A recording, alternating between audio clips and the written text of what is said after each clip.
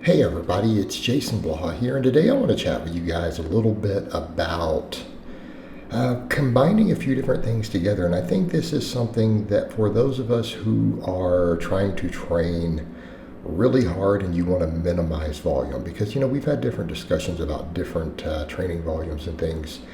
And here's what I'm going to say. If we want to maximize recovery and we want to keep the volumes on the lower end, right? If we're going to keep the volumes on the lower end, we really need to have as much training stimulus as possible.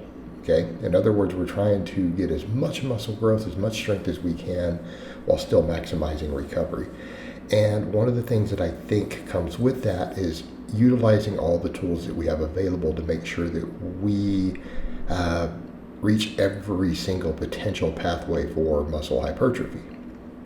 All right, so what the things that we need to think about are rep ranges. We need to think about exercise selection here.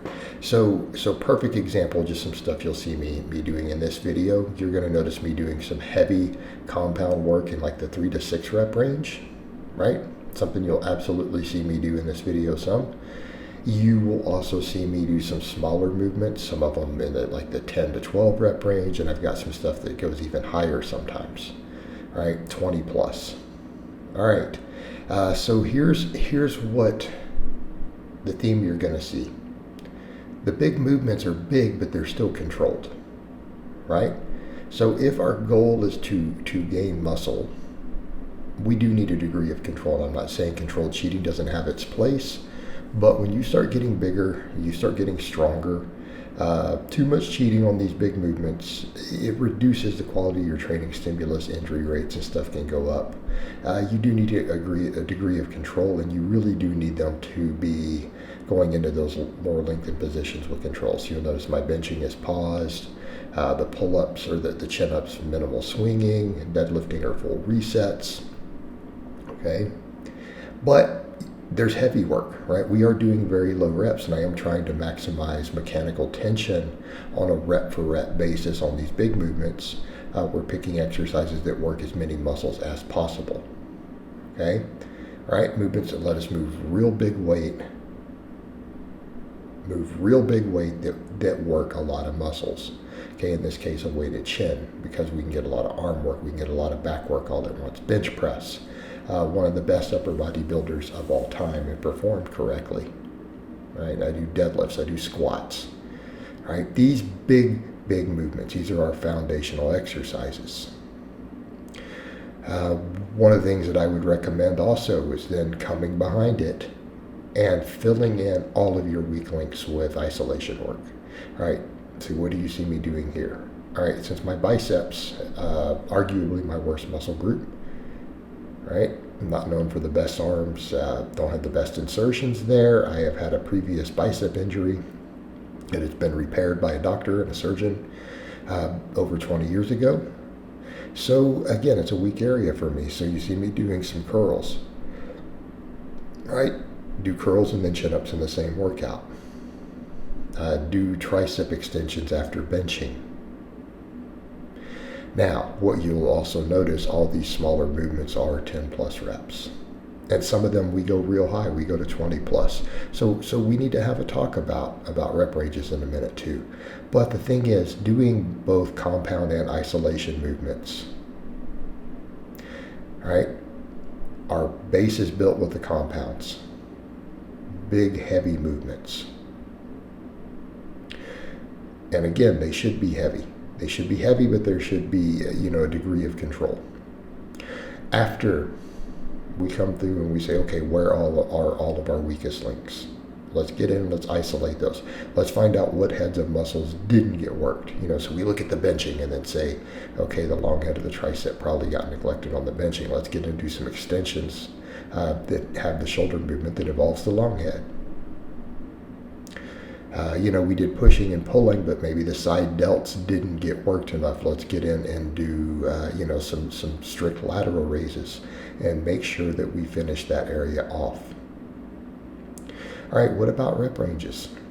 This is something I brought up a number of times. We've had some of the better experts and researchers out there have said, again, they predict that over time we're going to see different models of hypertrophy as the ability to measure stuff gets better and the lab technology improves. There are probably going to be some small, unique stimulus characteristics to different rep ranges. Now, some experts and people will argue about the ratios of myofibrillar versus sarcoplasmic growth, different rep ranges. That is very, very hypothetical. The evidence for it is very weak still, has been for a long time, but it's been discussed, for 20 years. But different mechanisms and metabolites may be involved. So if our goal is to gain muscle efficiently, especially if we're not going to do a lot of sets, we need the sets to be hard, but we should probably have some different rep ranges. Okay? And I think particularly for weak links, really getting up above 10 reps for some of those weak links on the smaller movements, possibly a good idea. Again, getting some extra blood flow, extra metabolic fatigue. And there could be something to be said for muscles that are growing slower for us. Maybe it is partially a blood flow issue. This has been speculated by many, many people over the years. Just improving capillary beds and blood flow to them may, in theory, and granted that is very, very bro science, may help. It may help. But it could be the case of just the extra transient storage factors and the extra pump work could be enough to help with some nutrient partitioning to those areas, better glycogen storage and things. Again, that's not necessarily true muscle growth, but it may lay the groundwork, for better hypertrophy over time. So again, we come over to, if you're going to come in and let's say you're only going to do 8 or 10 sets a week for a muscle group, maybe 12 at the most, we're keeping those volumes moderated. You really need your training to be efficient. You really do. Every set should be hard.